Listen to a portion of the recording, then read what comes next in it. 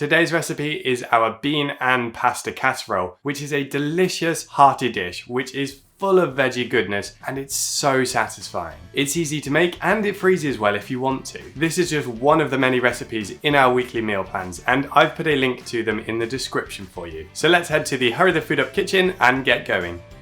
Add some oil and garlic to a non-stick pan and cook the garlic until it starts to turn golden brown. This will release some delicious flavour and aroma.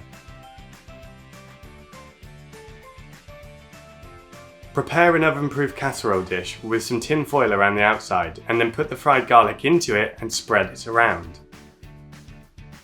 Now add the white beans, whole wheat pasta, vegetable broth and kale.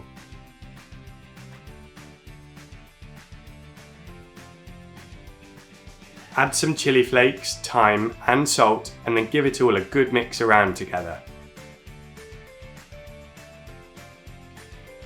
Next, add some cherry tomatoes and rest them on top of the food. Place this in a preheated oven for 25 minutes. Remove the dish, give the tomatoes a squish with your fork to release their flavour and give the mixture a stir.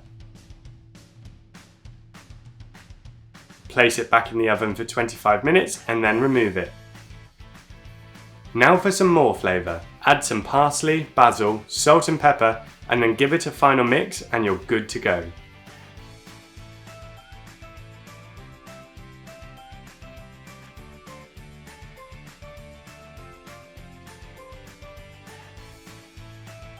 We'd love to know if you've tried this and what you thought of it, so let us know in the comments. If you want another super tasty but simple dish to prepare, then you should watch this video here.